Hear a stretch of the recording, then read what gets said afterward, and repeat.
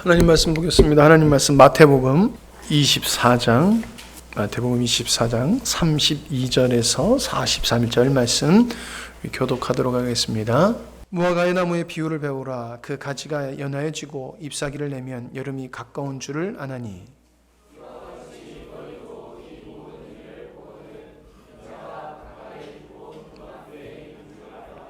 내가 진실로 너희에게 말하노니 이 세대가 지나가기 전에 이 일이 다 일어나리라.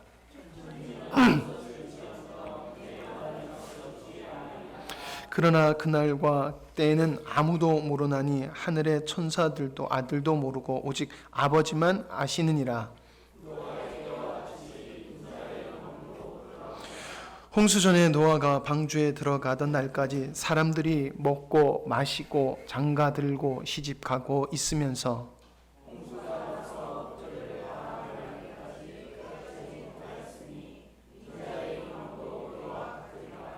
그때 두 사람이 밭에 있음에 한 사람은 데려가고 한 사람은 버려둠을 당할 것이요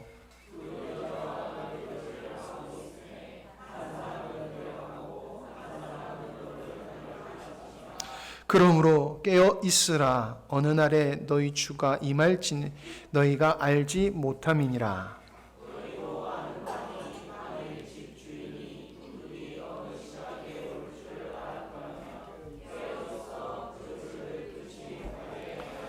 같이 읽겠습니다. 이러므로 너희도 준비하고 있으라. 생각하지 않은 때에 인자가 오리라. 아멘. 어떤 말씀? 이 시대의 마지막이 있다라고 말씀하시고 이 마지막 때에는 전조징조가 있을 것이다. 지진이 나게 되어지면은 지진이 있기 전에 화산이 폭발하기 전에 동물들이 대이동을 한다든가 우르릉거리는 소리가 난다든가 어떤 전조징조가 있다는 거지요. 재난 앞에는 그와 같이 우리 주님이 이 땅에 다시 오실 때에는 이 세상의 마지막 하나님의 창조의 목적이 이루어지는 완성된 후에 이 마지막 예수님의 재림과 심판대 앞에는 반드시 징조가 있다고 예수님이 말씀을 하고 계시지 않습니까? 24장의 오늘 앞에 말씀을 보면은 우리가 읽지 않았지만은 1절을 보면은 예수께서 성전에서 나와 가실 때에 제자들이 성전 건물을 가리켜 보이려고 나오니 대답하여 가라사대 너희가 이 모든 것을 보지 못하느냐. 내가 진실로 너희에게 이르노니 돌 하나도 돌 위에 남지 않고 다 무너뜨리리라. 이 성전을 내가 무너뜨릴 거야 라고 말씀을 하고 계십니다. 그 말은 뭡니까? 심판하시겠다는 거예요. 심판하시겠다는 거예요. 예. 여러분, 하나님은 공의의 하나님이십니다. 그렇기 때문에 하나님은 공의의 하나님이시기 때문에 예수님을 이 땅에 보내셔서 우리의 죄가를 대신 받게 하시고 우리의 죄를 사하여 주신 거예요. 그렇게 하셨는데도 그거를 믿지 아니하고 그걸 받아들이지 않기 때문에 사람들은 멸망을 당하게 되는 것이거든요. 불신, 믿지 아니함 때문에 멸망을 받는 거예요. 3절에 보면 예수님께서 감난산 위에 앉으셨을 때 제자들의 종령이 와서 가로되 우리에게 이르소서. 어느 때에 주님이 말씀하시는 그런 일이 있겠습니까? 어느 때에 주님이 이 땅에 오시며 세상 끝때는 어떠한 징조가 있겠습니까? 라고 묻습니다. 근데 현대인들은 이런 관심을 갖습니까? 예수 믿는 사람들조차도 예수님의 재림에 대해서 고대하고 준비하고 있는 그리스도인들이 의식하고 있는 그리스도인들이 몇 프로나 된다고 생각하십니까? 그냥 교리적으로 예수님 다시 온다는 것은 인정하지만 가슴으로서는 예수님이 오신다, 재림하신다, 이 세상에 끝이 있다라고 하는 것을 믿고 그거를 준비하고 있는 그것에 근거해서 신앙생활을 하고 있는 그리스도인들이 얼마나 있냐 말이에요. 쉽게 얘기하면 이건 거예요. 내가 병원에 가서 진단을 받는데 당신은 1년밖에 못 삽니다 라고 했을 때에 그 1년의 삶, 1년 후에 다가올 죽음을 놓고 정해진 1년의 삶을 어떻게 살겠냐는 거예요. 의사가 말하는 것을 인정하지 않는 사람은 동일하게 살아갈 거예요. 변함없이. 그러나 의사의 말을 믿을 수밖에 없는 것은 자기의 몸에 이상 징후가 생기고 그 이상 징후와 의사가 말하는 것과 일치하게 됐을 때 나의 건강이 심각하구나.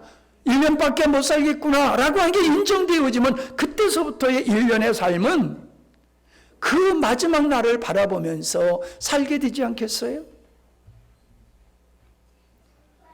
이와 같이 우리 그리스도인들은 주님이 분명하게 말씀해 주신 마지막, 이 세상에 마지막이 있다, 시작이 있음과 같이 마지막이 있다. 이 마지막에 너희들이 잠자는 자가 되지 말고 깨어있는 자가 되지 말고 예비하는 자가 되어서 그때에 너희들이 불행한 일을 당하지 말라라는 의도에서 우리 주님이 말씀하고 계시다는 사실이에요. 그러나 오늘 현대의 그리스도인들은 죽으면 천국 간다라고 하는 이 단순한 복음에만 사로잡혀 가지고 넓은 차원에서의 하나님의 경륜을 이해하지 못하고 천국만 바라보는 믿음을 가지면 그 믿음이 참 믿음인 줄로 착각하면서 무엇을 먹을까 마실까 입을까, 여기 말씀과 같이 노아의 때와 같이 사람들은 먹고 마시고 시집가고 장가가고 사고 팔고 이런 일에 사람들은 전념하면서 살고 있더라라고 하는 게 제 판단입니다. 그래서 오늘 말씀해 보면은 4절부터 쭉 말세에 주님이 오시게 될 때에 어떤 일이 벌어질까를 말씀하고 있습니다. 그냥 간략하게 쭉 살펴보도록 하겠습니다. 4절과 5절을 보면 사람의 미혹을 받지 말아라. 거짓이 횡행한 시대를 우리는 살고 있습니다. 교회 안에서까지 거짓이 판을 치고 있는 시대에 살고 있습니다. 지난 수요일에도 말씀드렸지만은 미혹되어지는 이런 일들이 있다는 사실입니다.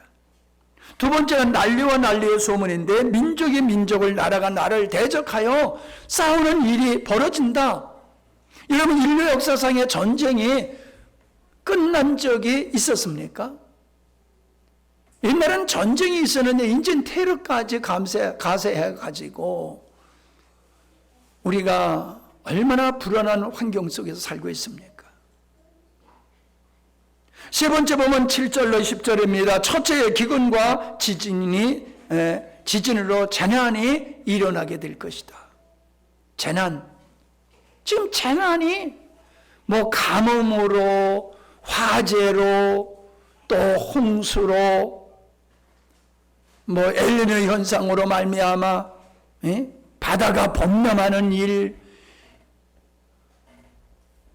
북극이 얼음이 녹아가지고 발생되어지는 일, 재난이 일상화가 되어지는 시대를 우리가 살고 있습니다.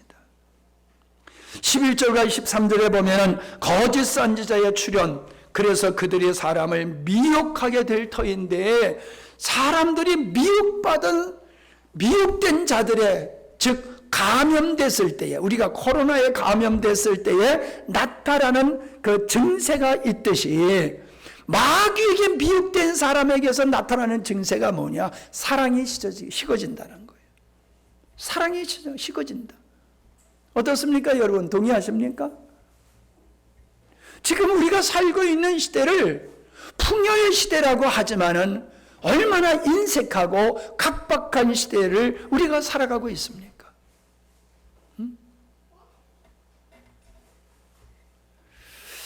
여러분, 이 시대는 감사할 줄을 모르는 시대가 지금 도래되어 있어요.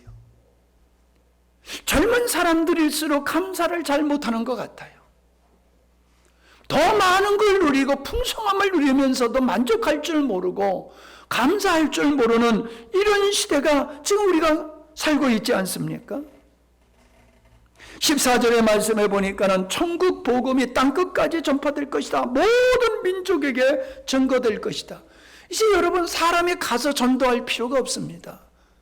방송으로, 문자로 얼마나 좋은 도구가 있습니까?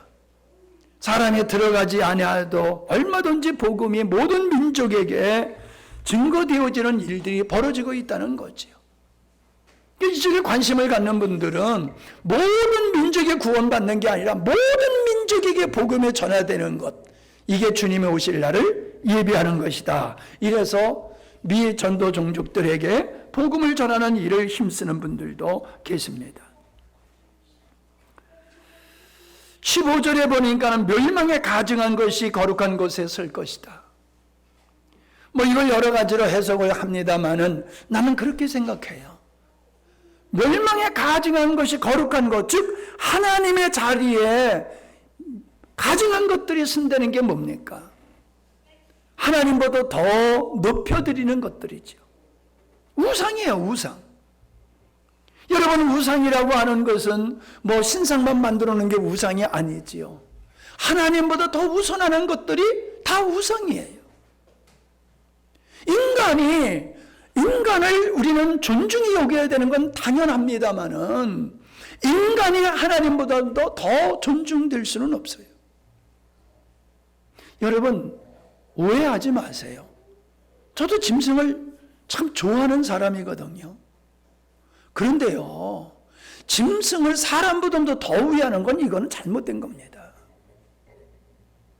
하나님께서 우리의 짐승을 줘서 그거를 같이 이렇게 살도록 하신 거, 그건 저는 하나님께서 우리에게 베푸신 은혜라고 생각해요. 정이 들어서 눈물도 흘릴 수 있어요. 그런데 사람들은 지나친 것 같아요. 사람보다도 짐승을 더 위하는 것 같아요. 제 판단은 그래요. 이런 것도 나는 우상이라고 생각합니다. 사랑할 걸 사랑하지 아니하고 사랑하지 아니할 것을 사람 이상으로 사랑하는 이 현상도 나는 가증한 행위라고 생각합니다. 가증한 것이라고. 뭐 교회 안에 우상 땅지만 갖다 놓는 것만이 거룩한 곳에 가증한 것이 쓰는 거라고 생각하지 않습니다. 인간을 목표로 생각하고 인간이 추구하는 모든 것을 정당화하면서 살아가는 이 시대가 그런 것이다. 저는 그렇게 생각을 합니다.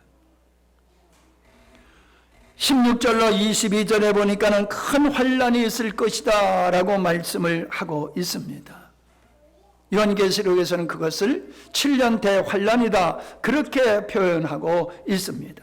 여러분, 세상에 가면 갈수록 큰 환란에 봉착하게 된다는 겁니다. 우리는 코로나를 통해서 전 인류가 크나큰 고난을 겪었던 것을 바라보면서 큰 환란이라고 하는 것이 어떤 모습으로 우리에게 닥쳐올지 모른다는 겁니다. 23절과 26절을 보면은 거짓 선지자와 거짓 그리스도가 출현하게 될 것을 다시 한번 강조하여 말씀하고 있습니다. 그때의 인자가 온다. 여러분, 거짓 선지자의 출현과 거짓 그리스도의 출현이 곧 예수님이 이 땅에 오실 뚜렷한 징조다라고 말씀을 하고 있지 않습니까? 그때의 인자가 구름을 타고 능력과 큰 영광으로 오는 것을 보리라. 요한계시록에서는 그를 찌른 자, 예수님을 십자가에 못을 박아 달고 그의 옆구리를 찌른 자도 예수님이 이 땅에 다시 올 것을 볼 것이다 라고 말씀하고 있습니다. 그러면서 하시는 말씀이 뭐냐 하면은 요한계시록에도 동일하게 말씀을 하고 있습니다.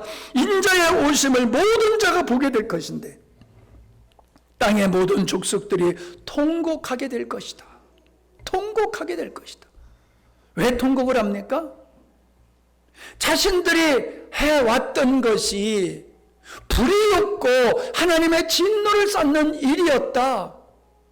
그동안에 나에게 주었던 시간들이 회개하고 돌이키고 구원받을 수 있는 기회였었는데 하나님의 경고의 말씀, 징조를 주님께서 미리 말씀해 주셨음에도 불구하고 우리의 안목이 없어서 그걸 보지 못하고 오직 먹고 마시고 시집가고 장가가는 일에 전념하다가 이걸 당하는구나 그러면서 통곡을 하게 된다는 거예요. 억울해서 통곡을 하는 겁니까? 여러분, 억울해서만 통곡하는 게 아니에요. 너무 후회스러울 때도 통곡하는 거예요. 내가 왜 그랬을까? 내가 왜 이렇게 어리석게, 내가 왜 이렇게 미련하게 살았을까? 왜 바보같이 이렇게 살았을까? 여러분, 후회해도 돌이킬 수 없는 그런 어떤 결과 앞에서 웃는 사람이 어디 있어요? 다 통곡하지요. 땀을 치지요. 가슴을 치지요. 성경은 우리에게 분명히 말씀하고 있습니다. 지금의 많은 사람은 자기의 뜻대로 자기의 만족과 자기의 어떠함을 위해서 살고 있지만은 마지막 그날이 되면은 그때는 통곡하게 될 것이다. 나는 이걸 믿기 때문에 그날에 통곡하지 않으려고 오늘을 살아가는 삶을 살아요. 근데 대부분의 사람들은 그런 일이 있을 수 있을까? 아니야, 그런 일은 있을 수가 없을 것이야. 그렇게 생각하고 살아갑니다. 여러분, 노아 홍수 때에 구원받은 사람이 몇 명입니까? 8명밖에 안 돼요. 8명밖에 구원받은 사람은 8명밖에 안 됩니다. 오늘로 얘기하면은 이 세상의 마지막에 올 거다고 얘기하신 것을 믿는 사람이 그렇게 적을 것이라는 거예요.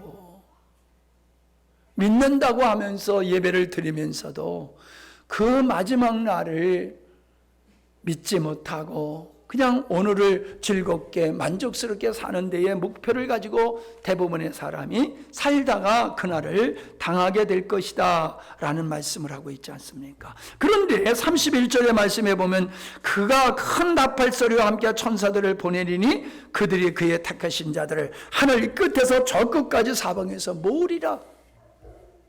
추수하는 모습이에요. 마치 추수하는 모습.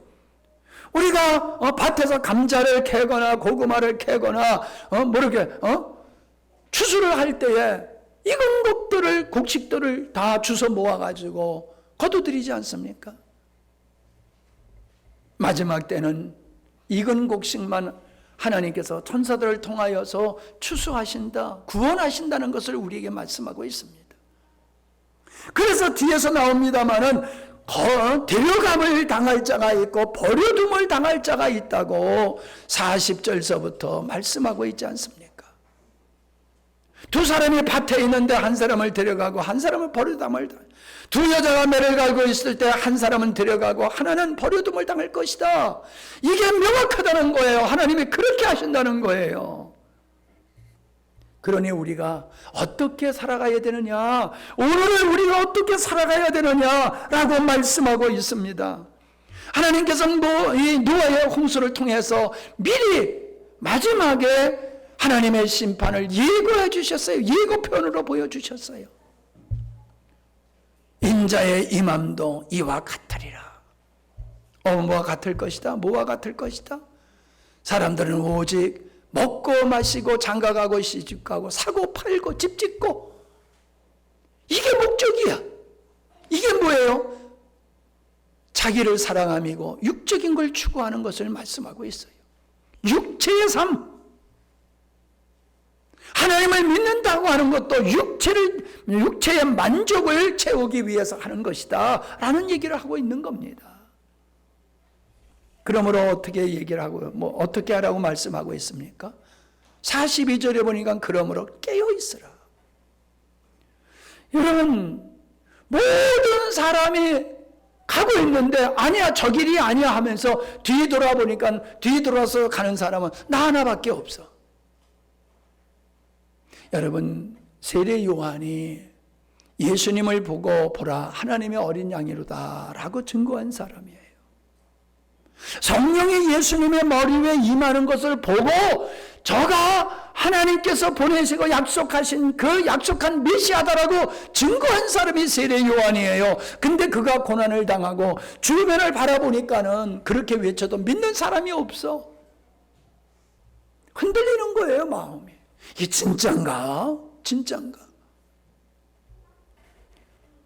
우리가 정한 길이라고 하는 확실히 있지 아니하면 가다가 이 길인가 저 길인가 헷갈리고 흔들릴 때가 있잖아요. 주님께서는 우리에게 말씀하고 있습니다. 우리가 세상에 한눈 팔게 되다 보면은 믿음을 까먹는다는 거예요. 그날을 예비하는 것을 잊어버린다는 거예요. 깨어 있으라. 도적이 어느 날, 도적이 언제 들지 모르지 않느냐. 도적이 언제 올지를 알게 되면은 미리 예배할 수 있지 않느냐. 도적이 언제 올지 모르니까는 그냥 평안하겠지 하다가 당하지 않느냐. 주님이 언제 오실지는 그날은 아무도 알지 못하지만은 그날은 하나님의 주권 속에 있어서 누구도 알 수 없지만은 분명한 것은 반드시 그날이 올 것이다. 이걸 잊지 말으라는 거예요. 잊지 말아라. 잊지 말아라. 여러분, 예수님이 우리 죄를 위해서 죽으셨다는 것만 믿어서는 안 되는 거예요. 우리 주님이 다시 오신다 라고 하는 거예요. 그때 우리가 깨어있지 아니하고 그때 우리가 예배하고 있지 않다라고 하면은 그 사람은 하나님을 믿는다고 하면서도 육체를 따라 살았다는 거예요. 육체를 따라서. 예. 25장에 보면요, 재미있는 예화가 두 가지가 나오지요. 세 가지인데 열 처녀의 비유와 달란트의 비유가 나옵니다. 열 처녀의 여기에 비유에서 보면은 기름 준비한 자와 기름 준비하지 못한 자가 다 졸며 자게 되는 것을 보게 돼요. 졸며 자게 돼요. 신랑이 올 수 있는 시간이 됐는데도 안 와요. 그러다 보니까는 이제 졸게 되는 것이지요. 졸린다는 게 뭐예요? 깨어있지 않다는 거잖아요. 기름 준비한 사람, 그런즉 깨어있으라. 너희는 그날과 그 시를 알지 못하느니라. 깨어있다라고 하는 것은 결국 신부가 신랑을 준비하는 상태를 말하고 있는 거예요. 우리가 깨어있는다고 여러분 잠자지 아니고 맨날 처리하라는 얘기가 아니에요. 우리 주님이 이 땅에 오실 때 그때는 하나님의 심판될 때인데 어떤 심판이냐? 우리가 예수 그리스도의 정결한 신부로서 우리가 되어져야 되는 것을 말씀하고 있는 거예요. 신부가 혼수 준비하듯이 우리가 예수 그리스도의 신부로서 단장한 영적인 성숙한 그리스도인이 되는 게 깨어있는 거고 그날을 준비하는 것이다라는 것이지요. 그리고 다음에 나오는 게 달란트 비유지 않습니까? 그런데 우리가 읽지 않았습니다만은 24절, 44절부터 보면은 예배하고 있으라 이러면서 하시는 말씀이 뭡니까? 충성되고 지혜 있는 종이 되어 주인에게 그 집 사람들을 맡아 때를 따라 양식을 나눠줄 자가 누구냐? 주인이 올 때에 그의 종이 이렇게 하는 것을 보면 그 종의 복이 있으리로다. 무슨 얘기입니까? 주인이 종에게 임무를 줬어요. 어떤 임무? 내가 너에게 부여한 이것을 가지고 가난한 사람에게 다 나눠줘라. 그거를 임무를 줬다는 거예요. 그래서 충성된 종은 어떠는 거예요? 주인의 마음, 주인의 뜻을 따라서 골고루 사람들에게 먹을 것을 나눠주는 것. 이게 주인의 마음을 실행하는 게 그게 충성된 종이라는 것이죠. 여러분, 주님이 오실 때에 충성된 종은 어떤 종입니까? 그걸 말씀하고 쭉 있어요. 갑절로 남기는 거. 갑절로 남기는 거. 그게 충성된 종이라는 거죠. 하나님께서 우리에게 주신 은혜를 가지고 많은 사람에게 하나님의 말씀을 양식으로 나눠주게 될 때에 그들이 그 양식을 받아먹고 구원받는 역사가 일어나면은 그 일을 이룬 자가 충성된 종이라는 거예요.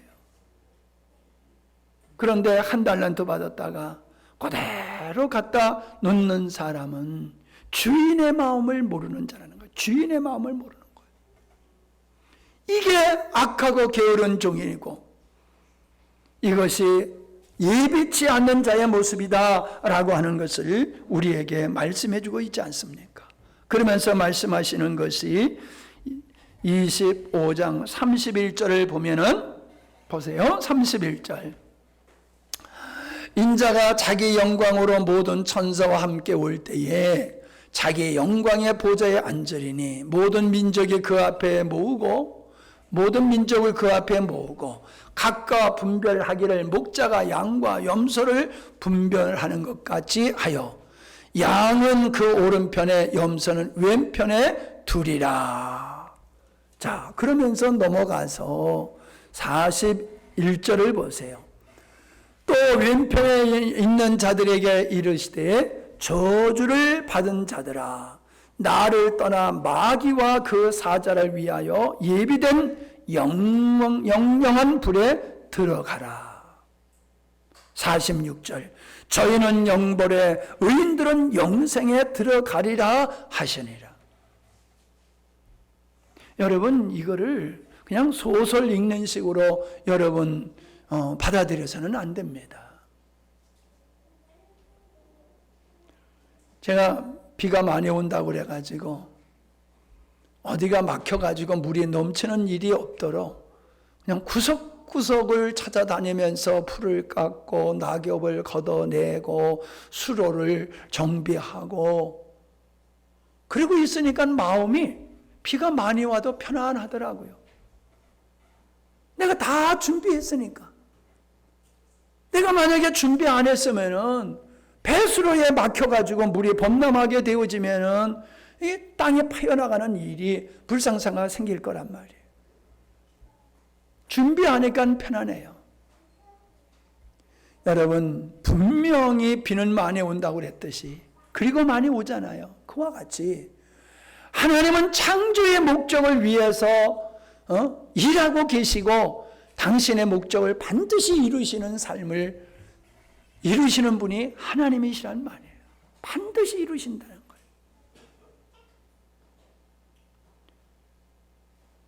내 마음대로 내 만족을 누리면서 살았다고 성공하는 인생이 아니라는 거예요. 하나님이 보셨을 때에 인정받는 삶이 중요하다라고 하는 것을 보여주면서 왼편에 있는 자는 마귀와 그 사자들을 위해서 예비한 영영한 불에 들어가리라. 왜 거기에 들어갑니까? 그를 쫓았기 때문에. 마귀와 그 사자들을 쫓고 그의 종으로 살았기 때문에 그들은 스스로가 멸망받을 수밖에 없다고 말씀하고 있지 않습니까? 이 무서운 경고의 말씀, 아니 희망의 말씀이에요. 이거는 경고의 말씀이 되기도 하지만 이 말씀을 믿음으로 받아들이면 회개할 기회가 있고 사랑할 기회가 있는 거예요. 예레미야 선지자를 제가 지난번에도 한번 얘기했습니다마는 예레미야 선지자는 참 불행한 선지자다는 생각이 들어요. 하나님이 주신 말씀이 축복의 말씀이 아니야. 백성들에게 축복의 말씀이 아니야. 망한다, 망한다, 전쟁이다, 죽는다, 너희들은 포로로 잡혀갈 것이다. 그런 것만 선포해야 되는 거예요. 예레미야 선지자가. 그런데 다른 선지자들은 다 평안이요, 평안이요, 평안이요 하는데 자기 혼자서 환난을 예고하고 전쟁을 얘기하고 망한다는 걸 외쳤을 때에 백성들이 들었습니까? 안 들었잖아요. 거짓 선지자의 말을 듣고 참 선지자 엘리야의 말을 안 들었잖아요. 그래서 망한 거예요. 진리를 듣고 진리를 받아들여야 되는데 진리를 농담으로 여겨 롯의 사위들이 그랬단 말이에요. 하나님께서 이 성을 불로 심판하신다고 한다. 그랬더니 롯의 사위들이 농담으로 여겼다는 거예요. 농담. 지금도 대부분의 사람들이 하나님의 말씀, 이 경고의 말씀, 마지막에 대한 말씀을 농담으로 여겨요. 그냥 인사자 예 그러는 것 같이 그냥 인사자 아멘 하는 거지 속에서는 하나도 안 믿어. 그걸 믿는다라고 하면은 우리가 아무렇게나 살 수 없는 거예요.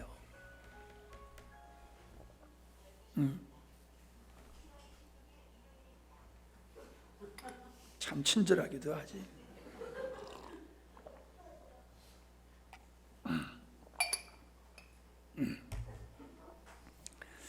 자, 이렇게 말씀을 나누고 제 나름대로 하나님의 관점에서 지금 되어져 가는 이 시대를 여러분에게 좀 말씀을 나눠보려고 해요. 이게 성경과는 상관없는 일이지만 시대를 우리가 믿음의 사람으로서 시대를 어떻게 봐야 되느냐.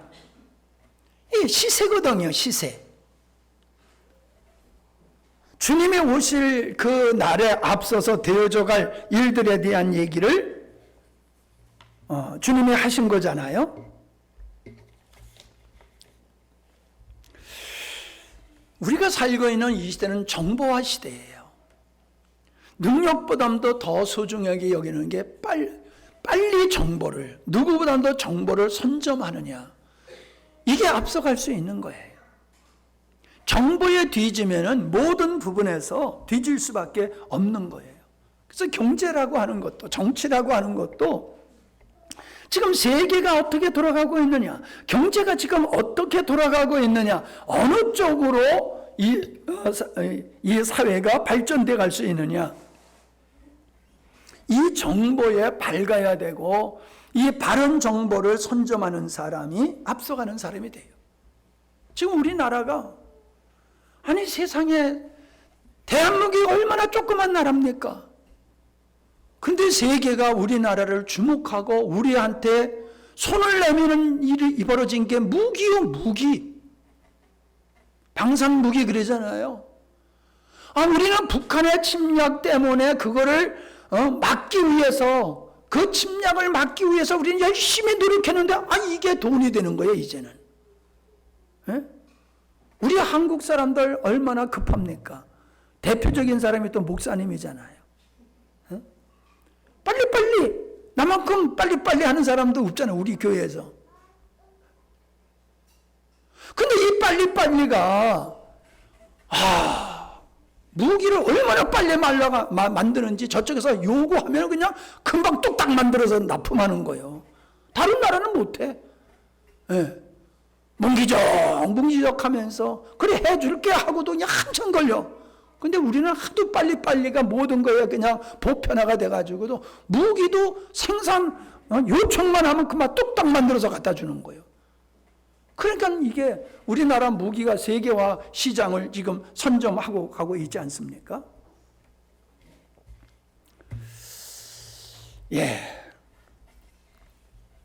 주식을 투자하다가 망하는 사람들이 있어요. 왜 망합니까? 투자하고 다른 거예요. 장기 투자는 필요한 거예요. 근데 이 주식을 샀다 팔았다 하는 사람은 돈을 벌기도 하지만은 망하기도 하는 거란 말이에요.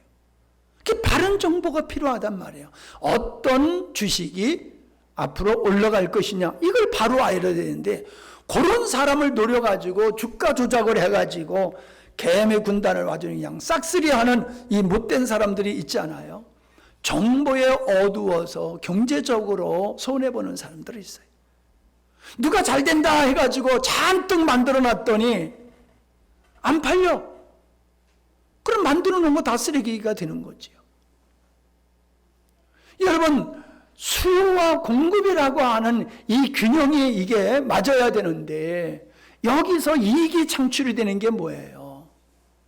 필요로 한 곳에 빨리 그 정보를 알고 빨리 물건을 그쪽으로 옮기게 되어지면은 그게 장사잖아요. 그게 돈 되는 거잖아요. 우리는 4대강 뭐 정치인들이 4대강 가지고 얼마나 말이 많았습니까마는 올 여름에 우리가 4대강 보가 있는 곳에서는 물 가뭄의 걱정을 안 해도 됐잖아요. 또 홍수가 나도 4대강 보가 그게 홍수 조절을 했잖아요. 치산치수를 잘함으로 말미암아 엄청난 재난을 극복할 수가 있었단 말이에요. 이런 것을 아는 사람들이 미리미리 이거를 준비하잖아요. 그게 정보예요. 미래의 정보예요. 이일곡 선생이 일본이 우리나라를 침략할 것이다. 그러니 군대를 양성하자라고 하는 제안을 했지만은 안 받아들였잖아요. 그래서 임진왜란이 발생을 했지 않습니까? 미군들이 군정을 하다가 그 사람들이 철군을 하게 된 후에 북한이 남한을 우리 자유대한민국을 침략했잖아요. 그걸 미리 알았다라고 하면 안 당했을 거예요. 무슨 일이 있겠는가? 평안할지어다. 그리고 그냥 미군도 떠나가고 그냥 편안하다고 있을 때에 주일날 그들이 기습 침략함으로 말미암아 얼마나 많은 300만 명의 인명이 죽었잖아요. 300만 명. 여러분 300만 명이 적은 숫자입니까? 여러분 우리는 시골에서 살다 보니까는 국제 정세에 대해서 별 관심이 없어요. 뭐 농사 짓고 사는 사람들이 그거 알아서 뭐 하나? 뭐 이런 생각이에요. 우리 같은 시민이 뭐 국제 정세에 대해서 알 필요가 뭐가 있어? 라고 생각을 해요. 맞아요. 그걸 안다고 해서 뭐 우리가 어떻게 하겠습니까? 그런데 그렇지를 않아요. 결국 우리가 이 나라를 리더하는 지도자들을 우리가 우리 손으로 뽑는 거예요. 국회의원을 우리가 손으로 뽑고 군수, 군의원들, 도지사들, 대통령들, 우리 나라의 운명을 결정짓는 사람들을 우리 손으로 선택해서 뽑는 거예요. 그 우리를 대신해서 일할 사람들이 하나님을 경외하는 사람들이고 세계의 질서를 잘 아는, 세계에 대한 그 질서, 정보를 잘 아는 사람들이면은 우리나라가 편안해지는 거예요. 그런데 잘못된 사람들을 뽑아가지고 국회에 보내니까는 도대체 지금 국회가 하는 일을 보십시오. 정말로 여러분이 볼 때 애국자라고 말할 수 있는 사람이 몇 명이나 있는 것 같습니까?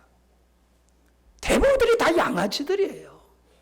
대부분이 국회의원이라고 그들이 폼 잡고 있지만은 내가 봤을 땐 대부분이 양아치들이에요. 그 사람들이 어떻게 거기 갔습니까? 우리가 보낸 거예요, 우리가. 그들이 정치 잘못한다고 돌 던질 수가 없어요. 우리가 그 사람들을 거기에 보냈기 때문에 그 책임은 우리에게 있는 거라는 겁니다. 그들이 김일성 일가를 신으로 섬기는 김일성을 신으로 섬기는 것을 두둔하고 북한이 주장하는 걸 똑같이 주장하는 그런 인물들이 국회에 있고 우리 사회에 요소요소의 지도자들로 자리를 잡고 있다는 거예요. 지금 그들이 우리의 운전대는 대한민국의 운전대를 잡고 있어요. 내가 원치 않아도 그들이 우리를 수렁으로 끌고 가고 있다는 거예요. 북한은 핵을 만들 능력도 없고 만들지 않을 것이라고 김대중이가, 죄송해요, 김대중이라고 해서 전혀 북한은 핵을 만들지 않을 거야. 국민 앞에서 그렇게 선언하고 햇빛 정책을 해가지고 퍼주니까, 인도주의라고 퍼주니까는 그거 가지고 핵을 점점 고도화 시켜가지고 이제 세계가 우리 대한민국만 골치가 아프는 게 아니라 세계가 북한 때문에 골치를 앓는 이런 시대가 됐잖아요. 우리 민족끼리? 여러분, 우리 민족끼리라고 하면서 그들이 우리 대통령을 시해하려고 간첩을 난파하고 아웅산에 폭탄을 설치해가지고 무고한 사람들을 죽게 하고 연평도에 포격을 가하고 천안함을 폭침하고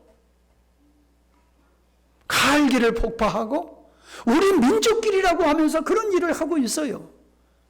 종전이 아니라 휘전 이후에 4만 몇천 가지를 북한에 도발했다고 그래요. 휘전을 하고 우리 민족끼리라고 하면서 4만여 번에, 4만여, 몇천 번에 도발을 해왔다는 거예요.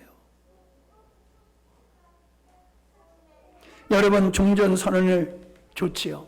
평화협정 좋지요. 근데 여러분, 평화가 선언은 협정으로만 되어집니까?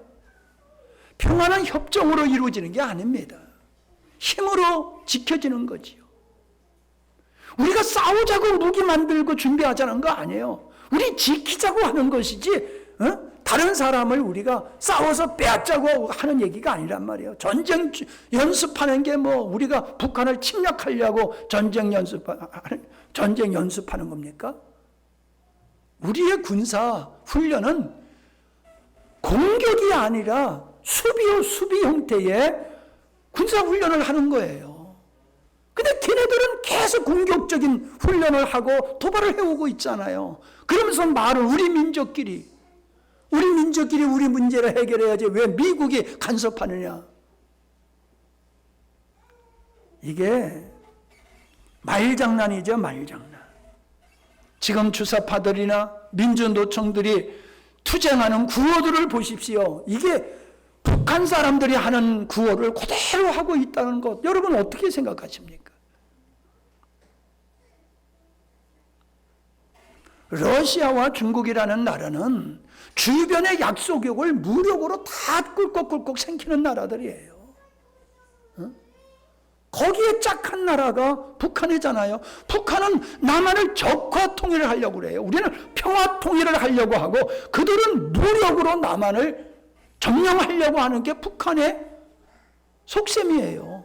천하에 드러나 있는 거잖아요. 근데 우리끼리 여러분, 전쟁에서 가장 좋은 전술은 속이는 거예요. 적을 속이는 거예요. 북한은 우리를 그렇게 감언이설로 속여가지고 대한민국의 국민들이 김정은을 한때는 그렇게 좋아하는 이 정신 나간 일들이 벌어지고 있잖아요.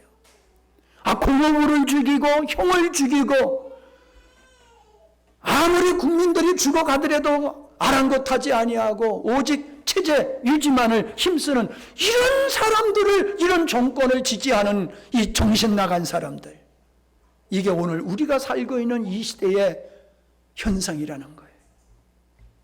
다시 말씀드리지만 나는 어느 편에서 얘기하는 게 아니에요. 우리가 이 시대를 바르고자 하는 거예요. 이 시대를.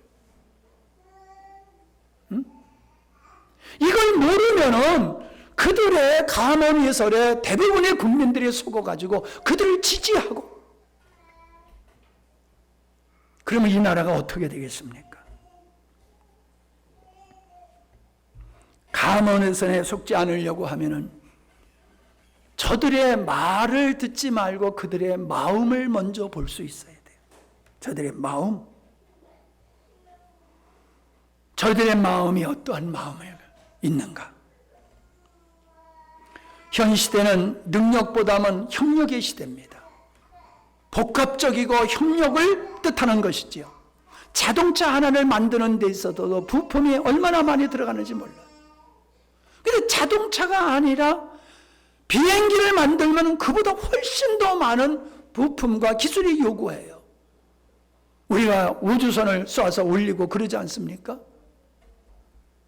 이거는 비행기하고 또 비교할 수 없는 거예요. 거기에는 수만 가지의 부품이 들어간다는 것은 여러 기술이 복합적으로 융합되어져 가지고 로켓을 만든다는 거예요. 그래야지 뭐가 이루어져요.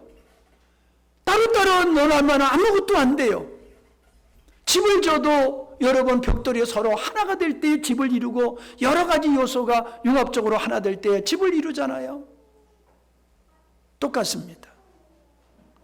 여러분, 그러나 이 시대를 보면은 점점 개인주의, 이기주의로 가고 있어요. 다른 사람이 어떻게든지 알 바가 아니야. 오직 나만 알아, 나만. 자기 만족을 추구하면서 살아가요. 건강도 우리가 정기 검진을 통해서 내 건강의 정보를 알고 있어야 돼. 내 건강에 어느 수준에 있는지를 알아야 돼요. 바른 진단을 하게 되어진다는 건 바른 정보지요. 그리고 바른 의사, 바른 치료법을 우리가 선택하게 될 때에 우리는 건강을 유지할 수 있음과 같이 가정도 독이네요. 어떻게 가정을 만들어야 되느냐도 알지 못하고 그냥 결혼하다 보니까는 시행착오를 많이 하고 아빠의 역할, 엄마의 역할도 모르면서 엄마가 되고 아빠가 되다 보니까는 아이들이 헷갈리게 되어지는 것이다 라고 하는 겁니다. 여러분, 우리는 믿음의 사람으로서 이 시대를 하나님의 말씀에 의해서 관찰하는 게 필요합니다. 우리는 시간 속에서, 주어진 여건 속에서 살아갈 수밖에 없어요. 그러니까 이 시간과 여건 속에서 우리가 지금 어떻게 이 시대가 가고 있느냐라고 하는 경제적인 면, 어떤 세계 정치적인 면, 인격과 영적인 면, 이 분야에 대해서 우리가 무지해서는 아니 돼요. 특별히 우리 젊은 사람들, 학생들. 네, 그러잖아요. 무엇을 하며 살까를 고민하지 말고 어떻게 살까를 고민해라. 여러분, 이 시대를 이끌 수 있는 인물은 시대를 바로 보는 사람이에요. 다윗이 200명의 그 당시에 시세를 잘하는 사람들을 다 두령으로 세웠어요. 머리 좋은 사람이 아니야. 시대를 잘 읽을 줄 아는 사람. 우리 교회의 젊은 우리 학생들, 우리 청년들, 정말로 하나님의 마음으로 이 시대를 바라보면서 이 시대에 필요한 인물, 필요한 역할이 무엇인지를 여러분 고민해야지. 어떤 직업을 가져가지고 내가 잘 먹고 잘 살까? 이런 생각을 가지고 학교 다니고 공부하면 안 돼요. 그렇게 하는 사람은 수두룩해요. 우리 그리스도인들은 그러면 안 돼요. 우리 그리스도인들은 하나님의 관점에서 이 시대를 바라보면서 내가 어떻게 믿음의 생활해야 되며 어떠한 역할을 통하여서 이 민족을 하나님께로 인도할까? 하나님의 뜻이 어떻게 이루어지게 할까? 그걸 고민하면서 여러분들이 공부해야 될 줄로 믿습니다. 시간과 여건은 사람에 의해서 결정되는 것 같지만은 절대로 그렇지 않습니다. 하나님에 의해서 결정되어지는 거예요. 잠언서 16장 9절에 보니까 사람의 마음으로 자기의 길을 계획할지라도 그 걸음을 인도하시는 자는 여호와시니라. 우리가 아무리 내 인생을 내가 계획한다 할지라도 하나님이 허락해야 되는 거다. 결국 하나님이 이 역사를 주관하는 분이다. 그 말씀이에요. 에레미야서 10장 23절에 보니까는 여호와여 내가 알거니와 인생의 길이 자기에게 있지 아니하다. 내 인생의 길 내가 선택해서 되는 게 아니다. 걸음을 지도함이 걷는 자에게 있지 아니하고 주님께 있다는 거예요. 주님께. 여러분 개인, 이 나라 이 민족 우리가 잘해서 되는 게 아니라는 거예요. 하나님이 지키셔야 된다는 거예요. 제가 그러잖아요. 김정은이가 핵을 몇백 개 만들어 봐라. 그 다 휘주조각 될 수 있다. 하나님이 허락해야지. 하나님이 허락지 아니하면은 자기가 만든 게 자기 머리에서 터질 수도 있다. 자기가 핵을 만들면 미국과 대등하고 세계적으로도 자기들이 어떤 유세를 하고 역할을 하고 그럴 줄 알고 이 어리석은 짓을 하고 있는데, 야, 까불지 마라. 하나님이 허락해야 버튼 누를 수 있는 거지. 네가 뭐 아무 때나 그 버튼 누를 줄 알아? 예? 하나님이 허락하셔야 되는 거야. 역사는 하나님이 주고 계셔. 그래서 역사가 좋은 쪽으로 가도 하나님이 하시는 거고, 역사가 나쁜 쪽으로 가도 하나님이 하시는 거예요. 근데 오늘 여러분에게 드린 말씀은 어떤 거예요? 역사는 좋은 쪽으로 안 간다는 거예요. 하나님의 계획, 하나님의 섭리 속에 이 세상의 마지막은 자동차를 실컷 타고 버리게 되어질 때에 고물이 되듯이 이 세상의 사람들은 점점 악해지고 부패해지고 하나님을 대적하는 문화가 점점 심화될 것이다. 그러기 때문에 그걸 두려워하지 말고 깨어있고 예비하라, 그렇게 말씀하고 있지 않냐는 거예요. 데살로니가전서 5장 24절에 보니까 너희를 부르시는 이는 미쁘시니 그가 또한 이루시리라. 하나님이 우리를 부르시는 것은 하나님의 계획 속에서 우리를 부르시는 거예요.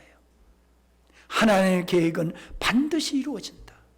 하나님의 뜻은 반드시 이루어진다.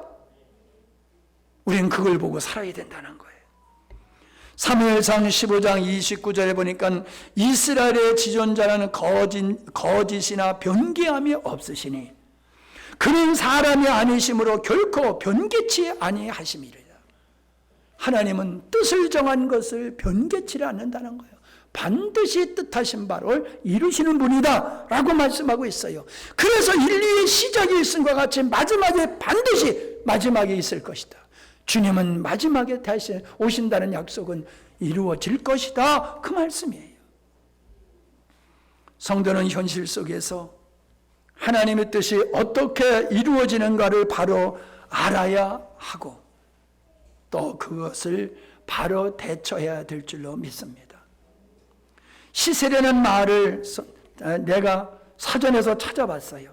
그때 시세라는 말을 당시의 형세, 즉 일어나는 형편이에요. 당시의 형세나 세상의 형편을 시세라고 한다, 그렇게 되어 있어요. 여러분, 요즘 장에 갔더니 시세가 어때? 이런 얘기를 우리 어렸을 때 많이 했어요. 요즘은 그런 말을 잘 안 쓰는데,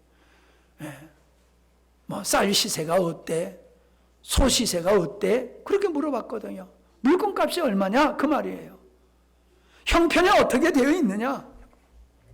여러분, 우리는 이 시대가 어떤 형세로, 어떤 형편으로 가고 있는지를 믿음의 눈으로 바라보면서 휩쓸리지 말고 미혹되지 말고 믿음의 사람으로 깨어있고 예비하는 성도의 삶이 되기를 주의 이름으로 축원합니다. 아멘. 감사합니다. 하나님, 참으로 이 시대를 세상의 관점에서 보지 않게 하시고 하나님의 관점에서 보는 믿음의 지혜가 있게 하시옵소서. 분명히 시작이 있음과 같이 마지막은 있을 터인데 그 마지막을 잘 예비하라고 미리 우리 주님 말씀하셨습니다. 경고의 말씀을 농담으로 여겼던 자들은 홍수에 죽었고 불에 타 죽었지만은 하나님의 말씀을 아멘 했던 자들은 다 구원을 받았듯이 참으로 일어날 것 같지 않는 이 마지막 세상의 마지막에 되어질 일들에 대해서 우리가 믿음으로 받아들일 때에 영생에 들어가는 자가 되고 데려감을 당하는 자가 될 것이지만은 인간의 이성이나 세상적인 상황을 신뢰하고 하나님의 말씀을 멸시하는 자들은 멸망받을 수밖에 없음을 우리에게 보여주고 계셨고 이것을 나누었습니다. 우리가 장마철에 홍수로 말미암아 긴장되어지고 재난을 당하는 이런 일 앞에서 지난날의 홍수를 생각하게 하시고 앞으로 있을 하나님의 심판의 예고의 말씀을 농담으로 여기지 아니하며 깨어있는 자로 듣게 하시고 준비된 자라서 환난을 당하지 않도록 주여 우리 모두가 믿음으로 반응케 하여 주옵소서. 하나님 앞에 11조와 성경헌금, 구제헌금, 맥주감사헌금, 차량헌금과 감사헌금을 드렸습니다. 믿음으로 주의 나라를 위해서 신앙 고백으로 드렸사오니 이 물질을 통하여 하나님의 나라가 확장되게 하시고 주님의 뜻이 온전히 이루어지는 열매로 충만케 하여 주옵소서. 우리의 삶을 주께서 붙드시고 지키시고 인도해 주시어서 헛된 삶이 되지 않게 하시고 참으로 의미 있는 결말을 맞이할 수 있는 그러한 아름다운 삶이 되게 해 주시옵소서. 특별히 8월 집회를 축복하여 주시어서 하나님의 의가 이루어지는 복된 성회가 되게 하여 주옵시고 우리가 잘 섬겨서 복된 역사가 있게 하여 주시옵소서. 하나님, 참으로 우리가 홍수라고 하는 재난 앞에서 어떻게 홍수를 피할까가 아니라 인생의 지혜를 배우게 하시고 인생 앞에 다가오는 이 무서운 재난을 예비하는 지혜를 얻는 민족이 되게 하여 주옵시고 성도들이 되게 해 주옵소서. 예수님의 이름으로 기도하옵나이다. 아멘.